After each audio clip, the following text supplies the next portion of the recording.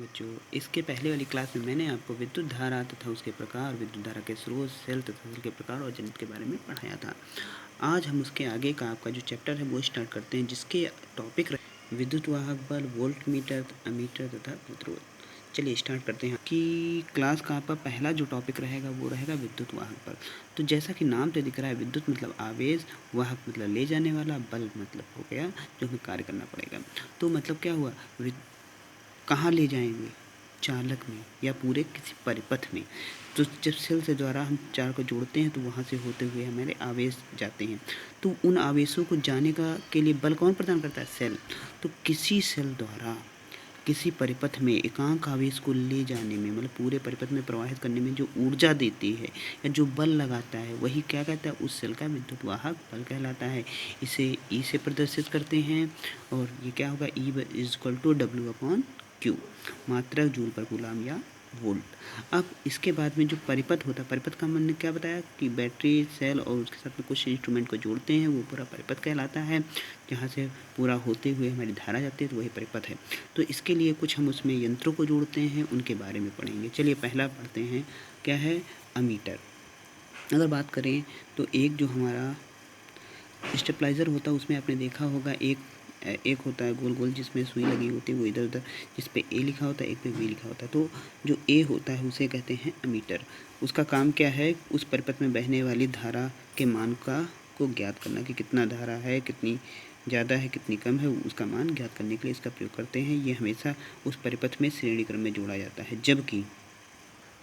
जबकि volt meter होता है, वोल्ट मीटर मतलब जिस पे वी लिखा होता है, उसका प्रयोग क्या है, उस परिपथ में मिलने वाले विभवांतर या वोल्ट मतलब विभवांतर को या वोल्टेज की गणना करने के लिए ही वोल्ट मीटर का प्रयोग करते हैं। इसका जो साइन होता है वो होता है वी, इस तरह बीच में लिखा होगा या साइड में लिखा होगा, उसे कहते हैं क्या, वोल्ट मीटर। ये हमेशा परिपथ में समांतर क्रम में जोड़ा जाता है।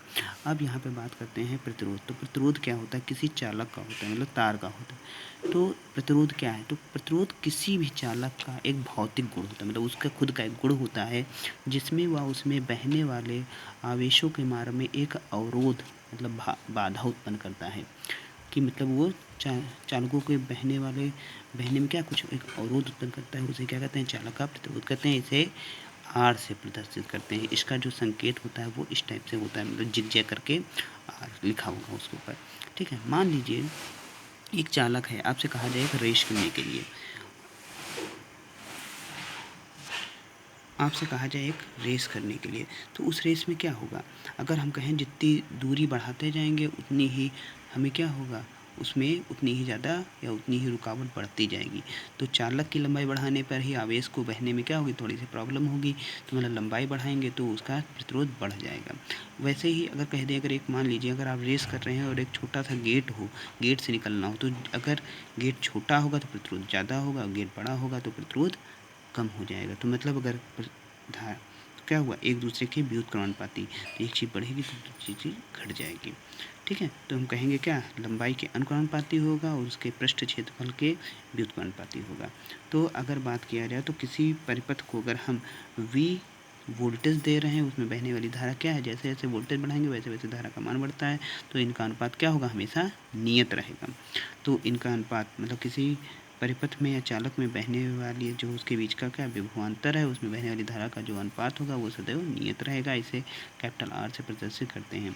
इसे ही तो आर बराबर प्रतिरोध बराबर विभवांतर बटे आई, तो आर इक्वल टू V/I। और इसका मात्रक क्या होगा, ओम होगा, वोल्ट पर एम्पीयर या ओम। ओके बेटा, थैंक यू।